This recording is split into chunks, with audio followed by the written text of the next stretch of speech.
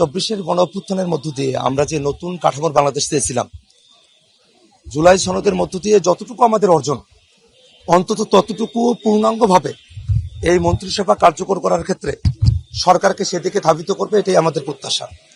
যদিও শপথ গ্রহণের একেবারে শুরুর দিনই আমরা দেখেছি যে তারা সংস্কার পরিষদ সদস্য হিসেবে তারা দায়িত্ব গ্রহণ করেন নাই, তারা শপথ নেন নাই। আজকে কিন্তু দুই ধরনের ব্যাপার এখানে ঘটল। যারা আমরা 11 দলীয় জোটে আসছি, আমরা কিন্তু একই সাথে সংসদ সদস্য হিসেবে এবং একই সাথে সংবিধান সংস্কার পরিষদের সদস্য হিসেবে আমরা কিন্তু শপথ গ্রহণ করেছি।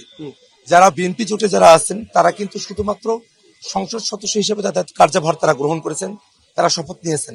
এই যে একটা গ্যাপ তৈরি হলো, ডেন্টিস্টের পরামর্শ নাও নতুন কোলগেট অ্যাক্টিভ সল্ট।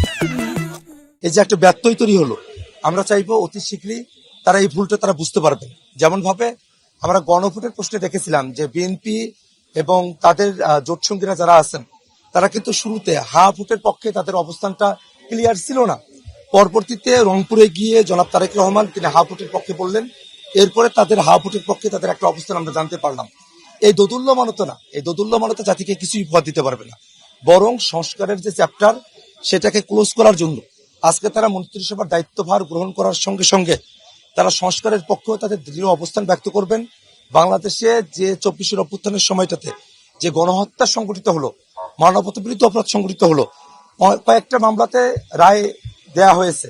এই রায়গুলোকে কার্যকর করার জন্য এই সরকার, নির্বাচিত সরকার, তারা ভারতের সঙ্গে আলাপ আলোচনা করে আন্তর্জাতিক মহলে কথাবার্তা বলে শেখ হাসিনাকে দেশে ফিরিয়ে নিয়ে এসে রায় কার্যকর করার দায়িত্ব গ্রহণ করবেন।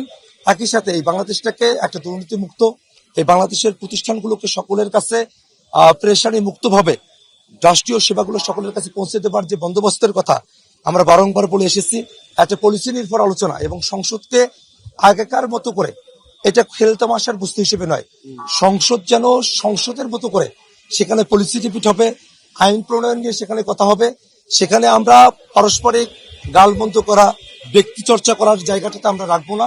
সংসদকে সত্যিকার অর্থে কার্যকর সংসদে পরিণত করার জন্য সরকারি দলের যারা আছেন তারা তাদের দায়িত্বভার পালন করবেন। আমরা যারা বিরোধী দলের দায়িত্ব গ্রহণ করেছি আমরা আমাদের দায়িত্বের জায়গা থেকে আন্তরিক থাকবো, এটাই আমাদের প্রত্যাশার জায়গা।